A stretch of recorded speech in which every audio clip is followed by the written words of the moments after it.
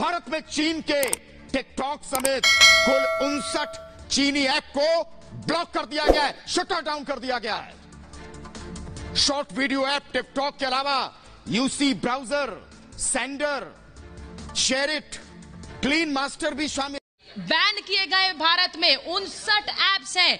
TikTok, SHAREit, UC browser, Shein, Baidu map, Clash of Kings, DU battery saver, Helo, Likee, ये सारी वो apps हैं जो अब भारत में बैन कर दी गई हैं। यू कैम में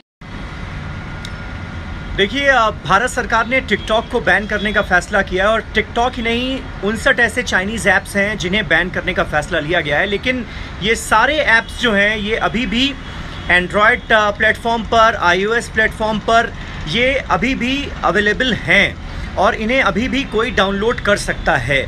और ऐसा इस वजह से हो रहा है क्योंकि जब भारत सरकार कोई फ़ैसला लेती है, IT मंत्रालय कोई फ़ैसला लेता है, तो ये जितने भी एंड्रॉयड प्लेटफॉर्म्स हैं या iOS प्लेटफॉर्म्स हैं उनको इन्फॉर्म किया जाता है। उस इन्फॉर्मेशन में थोड़ा सा वक्त लगता है, इसलिए आप देख रहे होंगे कि अभी भी हम टिकटॉक के ज़रिए वीडियो पोस्ट कर पा रहे हैं या और ऐप्स पर हम काम कर पा रहे हैं। लेकिन जैसे ही ये इन्फॉर्मेशन हर प्लेटफॉर्म पर पहुंच जाएगी तो धीरे धीरे हर प्लेटफॉर्म से ये ऐप हटा दिया जाएगा और फिर ये ऐप काम करना बंद कर देगा। लेकिन जो वीडियोज़ हमने डाले हुए हैं वो इसमें सेव रहेंगे, उन पर कोई असर नहीं पड़ेगा। आपके मन में सवाल ये होगा कि आपने जो सालों साल टिकटॉक पर मेहनत की, क्या वो जाया हो जाएगी? क्या टिकटॉक फिर कभी लौटकर नहीं आएगा? क्या टिकटॉक हमेशा के लिए बैन हो गया? क्या टिकटॉक की वापसी हो सकती है? अगर हो सकती है तो कैसे, कितना वक्त लगेगा? और सबसे बड़ा सवाल यह होगा कि इंडियन गवर्नमेंट ने टिकटॉक को बैन किया क्यों, या चाइनीज ऐप को बैन किया क्यों? अब आपको दोनों का जवाब देते हैं कि कैसे टिकटॉक लौट सकता है। जहां तक बात गलवान घाटी को लेकर है, जैसा मैंने कहा कि बातचीत से सब कुछ संभव है।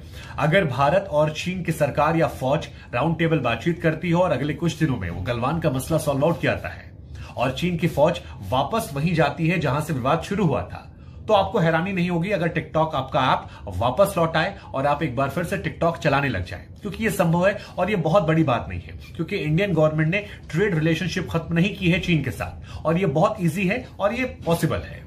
दूसरी मुकम्मल वजह की अगर बात की जाए तो वो है हैकर्स को लेकर। इंडियन गवर्नमेंट अगर हैकर्स को चलते या सिक्योरिटी के चलते चाइनीज ऐप पर बैन लगाया है तो हो सकता है ये तमाम चाइनीज कंपनीज अगले कुछ दिनों में सुप्रीम कोर्ट चली जाए या कोई व्यक्ति ही सुप्रीम कोर्ट पहुंच जाए और वहां पर ये चाइनीज कंपनीज ये कहें कि अगर भारत सरकार को कोई डाउट हम पर है तो हम उसको सही करने को तैयार हैं। सरकार वजह बताए। पबजी एक ऐसा गेम है जिसकी लत अगर लग गई तो फिर वो छूटती नहीं है। इंडिया में करोड़ों लोग हर रोज कई कई घंटे खेलते हैं, लेकिन सवाल ये क्या ये चाइनीज है?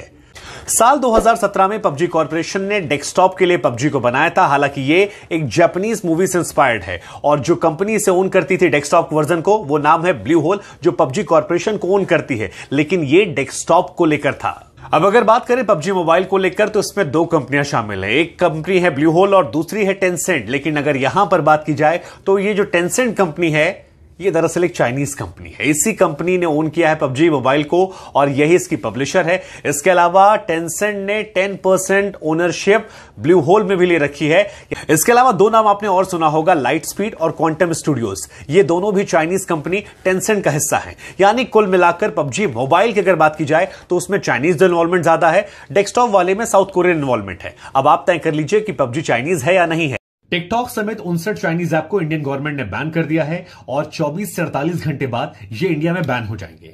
लेकिन यहां पर सवाल यह है कि क्या टिकटॉक और बाकी ऐप्स की वापसी हो सकती है, क्योंकि लाखों लोगों का रोजगार जुड़ा हुआ है और लाखों लोग इससे अपना घर का खर्चा चलाते हैं। तो जवाब है हां, वापसी हो सकती है। कैसे? Social media app TikTok India में बैन हो चुका और इसके साथ ही ऐप स्टोर और प्ले स्टोर से इसे हटा दिया गया है। हो सकता है थोड़े ही वक्त बाद तमाम जो नेट कंपनीज हैं वो भी इसे बंद कर देंगी, यानी आपको नो इंटरनेट कनेक्शन दिखाई पड़ेगा। लेकिन आपके लिए राहत वाली खबर यह है कि टिकटॉक में जो आपका डेटा सेव है, यानी चाहे वो ड्राफ्ट का हो या आपके वीडियोस जो ऑलरेडी पड़े हुए हैं, वो गायब नहीं होंगे और ये जानकारी खुद टिकटॉक ऑफिशियल ने दी है। मुझे एक मैसेज आया था, कई लोगों के मैसेजेस आ रहे हैं कि आपने टिकटॉक का सपोर्ट करके चाइना का सपोर्ट किया है। अरे मेरे भाई, अगर चौथी पास क्यूट लॉन्डो की तुम ईयरफोन लगाकर बीसी सुनोगे तो फिर क्या होगा? चलो 5 बातें तुम्हारे लिए जिससे बिना घर वालों से छिपे, बिना गाली गलौज के तुम सुन सकते हो। अगर चाइना से दिक्कत है तो अपना ये phone Vivo, Oppo, one plus या आईफोन कूड़े में फेंक दो, ये भी चाइना का माल है।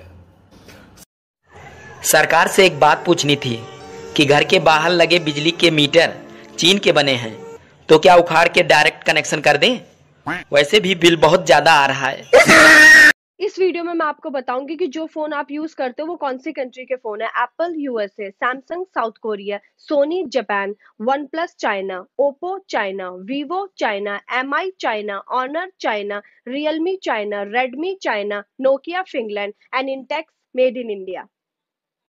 क्रिकेट टीम ओप्पो का प्रचार कर रही है। अमिताभ बच्चन केबीसी में बीबो से सेल्फी ले रहे हैं। रणबीर कपूर बीबो के ब्रांड एम्बेसडर हैं और गरीब आदमी से कहा जा रहा है चीन की झालर भी खरीदे तो देशद्रोही। वाह मेरे देश का कानून। भाई साहब, टिकटॉक बैन होने की सबसे ज्यादा खुशी ना तो हमारे कैरी सर को है। देखना चाहोगे कैरी सर को? देखो, अबे इतनी खुशी कैरी सर से बर्दाश्त नहीं हो रही है। अरे कैरी सर, एक काम करो, लड्डू बंटवा दो पूरे मोहल्ले में। और ये जितने भी हेटर्स जो जलने वाले हैं, जो आपकी वीडियो पे डिसलाइक मारते हैं, इनकी काउंट में ना। अजय, क्या कर रहा है तू? क्या कर रहा है? अपने बचपन की दोस्ती तोड़ रहा है? 20 साल की दोस्ती तोड़ रहा है तू? दोस्ती मैंने नहीं, इससे थोड़ी है मामा। भाई से ज्यादा प्यार किया मैंने इसे।